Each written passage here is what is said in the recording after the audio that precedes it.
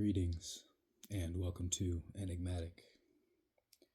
I've said several times how I want to talk about psychedelics, but I really haven't talked about psychedelics. So we'll talk about psychedelics a bit today. Not sure exactly what I want to talk about with regards to psychedelics, but that's just me. That's how I operate. Just jump into it, see what happens.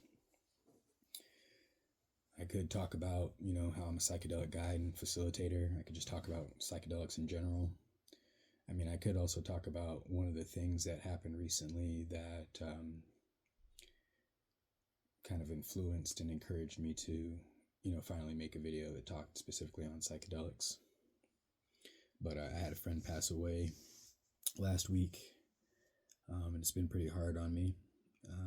And I tend to lean on psychedelics to help me to navigate and explore the tough emotions, as well as to come to an understanding that allows me to heal and move on. And also to understand that grieving is a process and it might take me a while. And that these entheogens means generating the divine, are great tools to help me with that. So, my favorite psychedelic is DMT, and that's a little bit inaccurate to say because I've also come across what's known as harmalas, and harmalas are beta-carbolines and mild MAOIs, which means that they inhibit a certain enzyme in your gut. But that's kind of my go-to medicine, and even though I don't, go super deep all the time, the depths that I do go are highly beneficial. I'm actually in the midst right now in my journey and on my path of exploring low dose, what's called changa, which is smokable ayahuasca. Ayahuasca is an herbal brew made with a plant that contains DMT and plants that contain harmalas, as well as other plants as well, that elicit powerful psychedelic and transformative experiences for people. And it's interesting, because I've used the word medicine a few times, I've used the word psychedelic a few times, and I've used the word entheogen at least once. And, psychedelics, or whatever, term we want to use for these things, since obviously there's more than one term that can be used,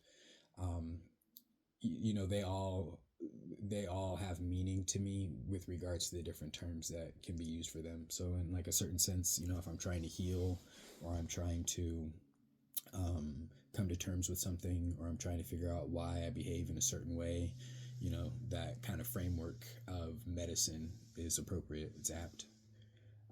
But if I am just kind of exploring the deeper reaches of my mind, or jumping down some kind of philosophical rabbit hole on the epistemic ontology of existence, then, it's more about it being a psychedelic.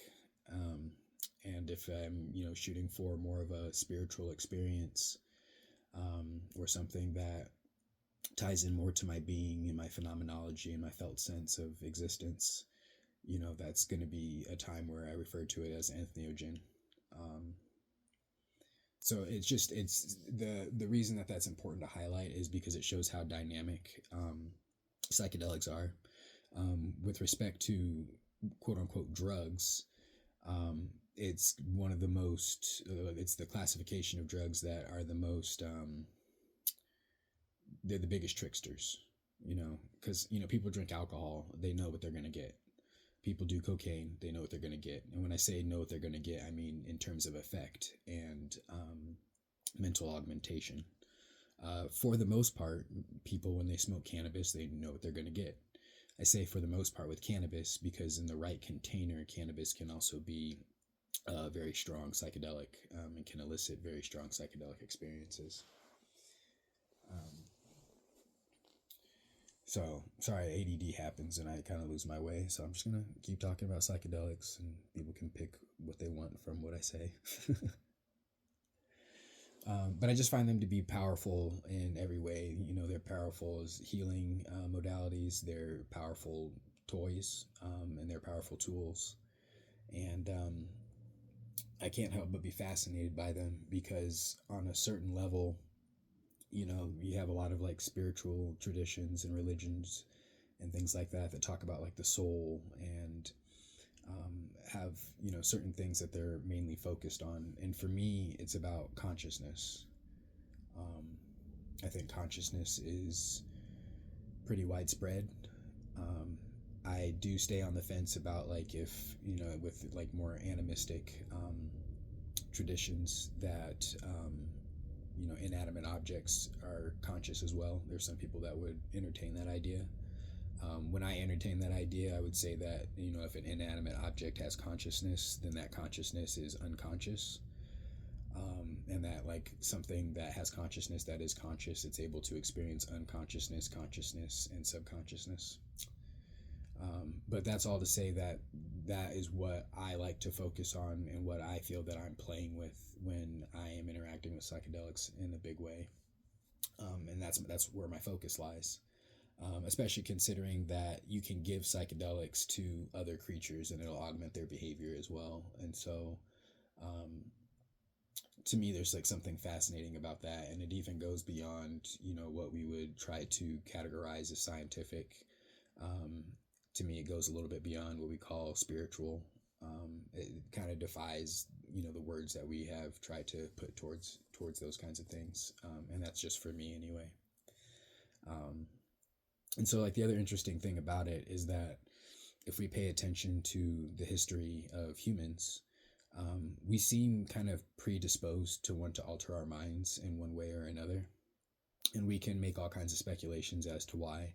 But at the end of the day, we can notice a phenomenon of we want to alter our minds. So, in the United States, the most ubiquitous drug is probably going to be alcohol. There's a lot of people, they don't classify it as a drug. And, part of that is societal. So, for example, when we say drugs and alcohol, at some point in your mind, you divorce the two from each other, because why make the distinction? Why say one and the other if they are both part of the same category? But anyway, that's just to say that, people have been altering their minds since people have been people, right? And, there's evidence to show that animals go out of their way to alter their minds as well. And so it could be like a parameter of consciousness to want to test its own limits. An example, and you actually might be able to find this on YouTube, but there's a movie that I grew up watching from the 60s or 70s. And it is in the African savannah. It's called Animals Are Beautiful People. And there's a point where in the middle of the savannah, there's this tree with fermenting fruit. And the fruit is falling off, and the animals aren't eating it immediately. They're waiting a little while for it. And the fruit ferments. As it ferments, it becomes alcoholic. Then they start eating it. And you see elephants and giraffes and baboons and birds and just all kinds of animals just, enjoying this fermented fruit. And a short time passes and all of them are inebriated.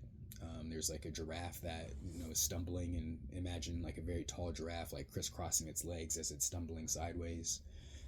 Same thing with like an elephant. The monkeys are losing it and everything too. And so, consciousness wants to alter itself, it seems like. That's what the observation is that I have. And so when we look at humanity and the altering of consciousness, not only do we want to alter our consciousness, but in some ways that we do alter our consciousness, we find very resonant and deep meaning for us and for this great mystery that we find ourselves in. Because at the end of the day, there's a lot of people that will speak with like very heavy conviction about what's going on in reality and in life. And the most that we have is what seems to be, and anybody could be wrong. And so just speaking with conviction doesn't necessarily make you correct. And feeling as though doesn't necessarily make you correct. I think that like poking holes into why we think what we think and what we think we know shows how we might not actually know anything at all. And that's probably going to be another video that I do on skepticism. So that's another interesting thing about me doing psychedelics and psychedelic guide work and things like that, is that I'm a skeptic. I don't really have beliefs or faith in the same sense of a lot of people that I work with and a lot of clients that I guide. So it's kind of one of the reasons why I tell people that I move between worlds. Anyway, what I'm moving towards is with respect to humanity and finding meaning in our psychedelic experiences. That's something that's been going on for thousands and thousands of years.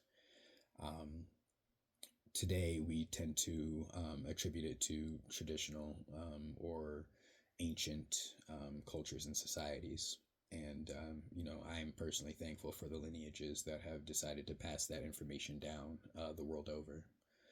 Because there's practices all around the world that are centered on altering the mind in order to receive something else, or in order to understand something else, or in order to align with something else, usually something that is greater than us. And so in a lot of traditions, you have, specific people that are tasked with guiding people, and also, interpreting the information that is received from some of these experiences. Because, on a high dose of mushrooms, you might see God or some sort of entity or alien or something, and have like a very intersubjective interaction with them. And it's funny because there's a lot of people that will try to say that, a psychedelic experience is all in your head. And to me, that's just a safety blanket, because it's another one of those things we don't know. There's no way to verify if it's all in your head, or if like your consciousness is able to divorce itself from physical matter for a period of time in order for you to have a type of experience that you otherwise wouldn't have. Or if your consciousness or your brain is tuned in a way that allows for other sensory input that you would not normally be able to receive. It's almost like a radio, and tuning it to the right frequency to hear what you want to hear. Because I mean, when it comes to the electromagnetic spectrum, we see less than, I think it's 0.00001%, 0.00001% of the electromagnetic spectrum. And if I'm not mistaken, it's the same for the acoustic spectrum as well. And so you can always ask, like, what is there that we're not seeing, that we're not able to interact with? And the other thing that's, cool to me about psychedelics is that they force us to challenge some of the metaphysical assumptions that we make for a lot of the systems and formal systems that we create in order to learn about the world. So, for example, one of the metaphysical assumptions of science is that everything can be explained in materialist terms. And that's not all people in all fields of science, but it's something that's been prevalent for, about 200, 300 years. And we move away from it a little bit because of quantum mechanics, but there's still like heavy materialism in how we expect to be able to explain things about the world and about what we experience. And if you have an entity that, definitely doesn't, derive itself from the earth, that is in the phenomenology of your psychedelic experience, some of those ideas are then challenged. And if you don't challenge those ideas, then you try to come up with, what could be seen as a cop-out, saying things like, oh, it's just all in your head. It's your mind making it up. For me, that's really, really hard to entertain. I don't think that it's necessarily wrong, but I don't think it's necessarily right.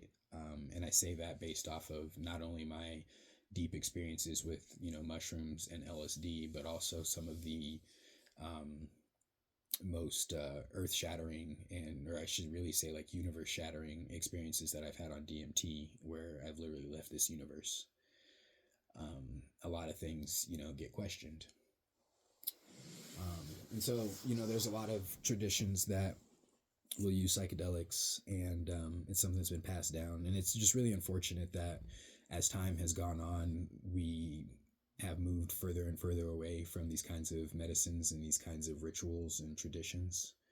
And don't get me wrong, like, I'm not somebody who aligns with any specific tradition when it comes to guide work or, being in the medicine space.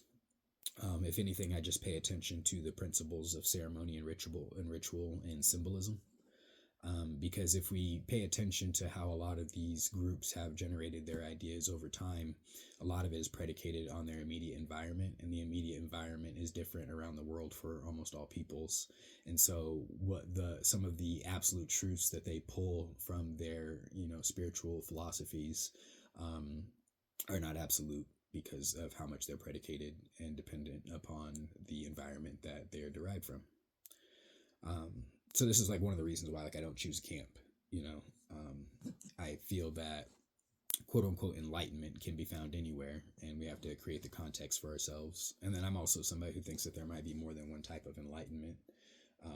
You have the Age of Enlightenment that was in Europe, which that the mindset is drastically different from the type of enlightenment that you hear about in Buddhist traditions. In Buddhist traditions, depending on the tradition you're looking at, like enlightenment looks different, and then Buddhism is derived from Hinduism, and enlightenment in Hinduism looks very different than in Buddhism. So, um, noticing these kinds of things is why having ubiquitous ideas that are supposed to be kind of akin to the perennial philosophy don't really mesh for me very well. I think that the things that we're looking for that are the ultimate truths are enigmatic and esoteric, and in a certain way ineffable, and so it's really hard to actually talk about them.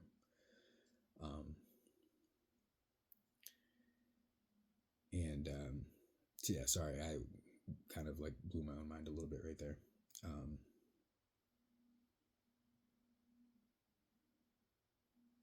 Sometimes we just need to take a long pause.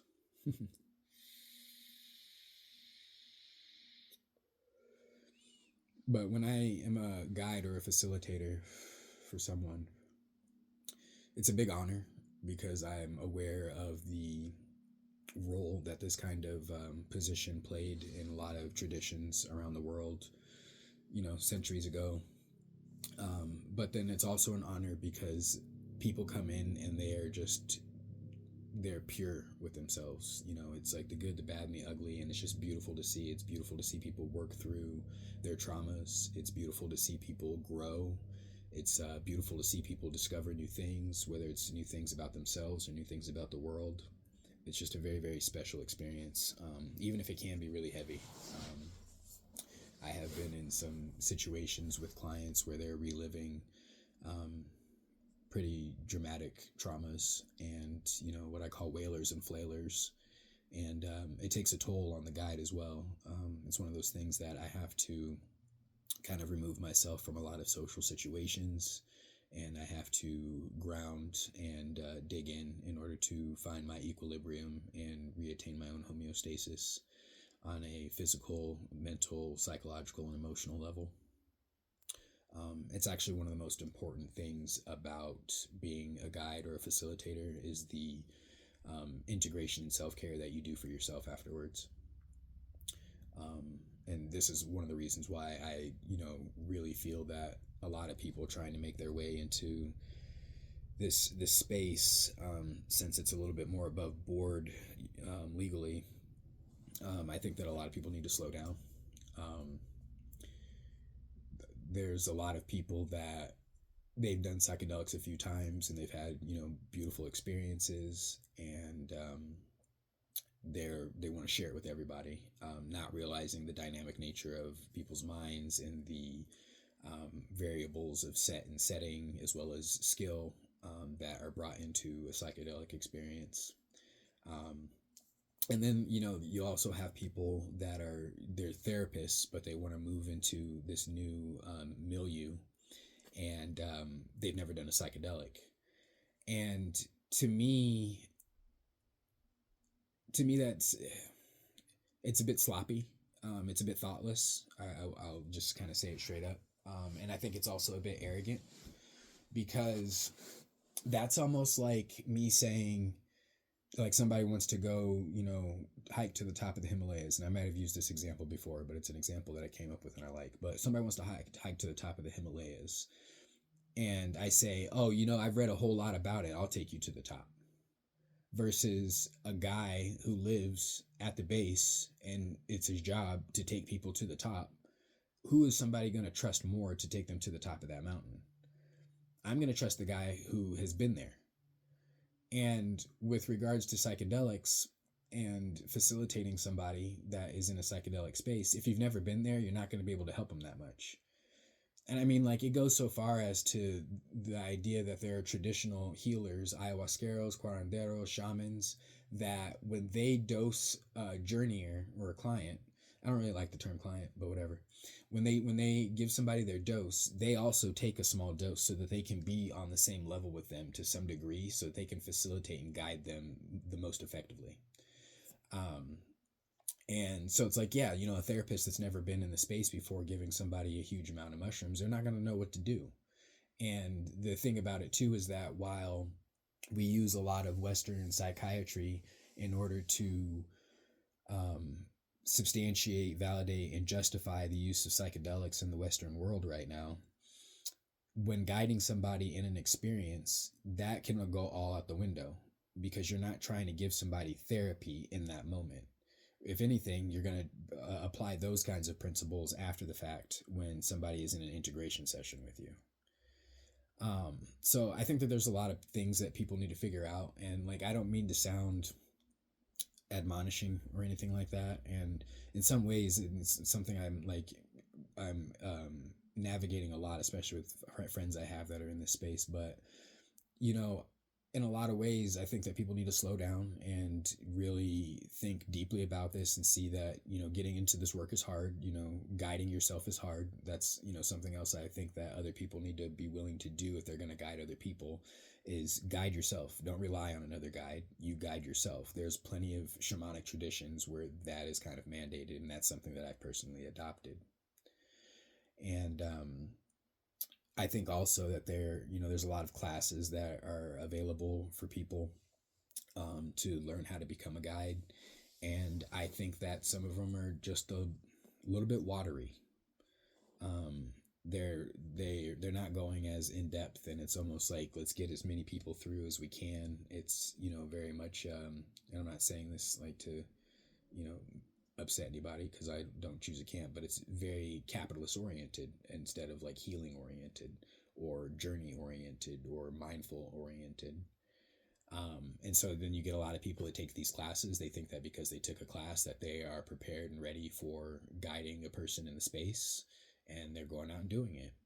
And, being somebody who is in this fray as well as a moderator on the psychedelic forum, I get to see about, some of the horror stories and some of the communities that they're not really doing what we would call the work.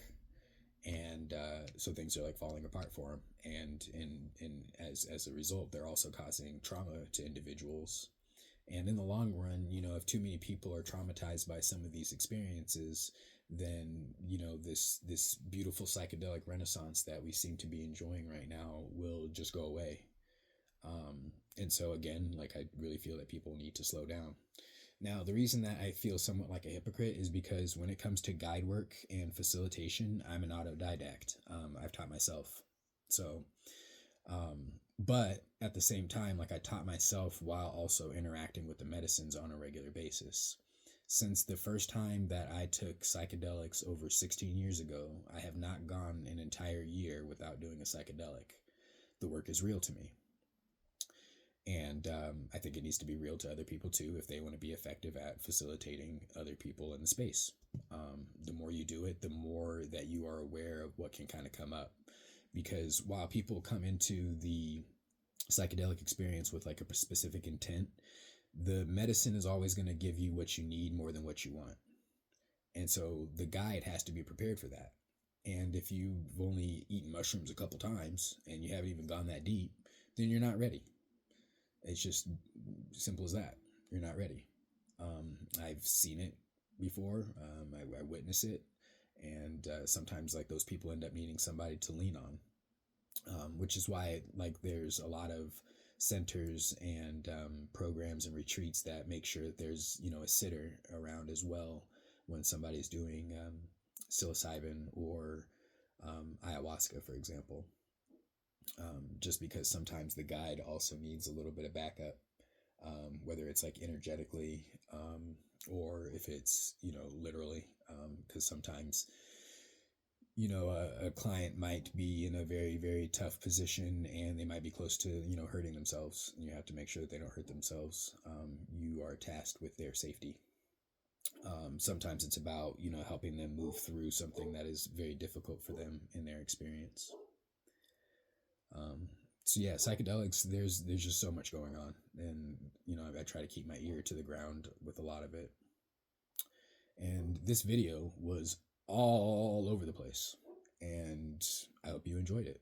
So that being said, be good to you, be good to others, have a great holiday, if you celebrate the holidays. Otherwise, have a great day, and I'll talk to you soon. Take care.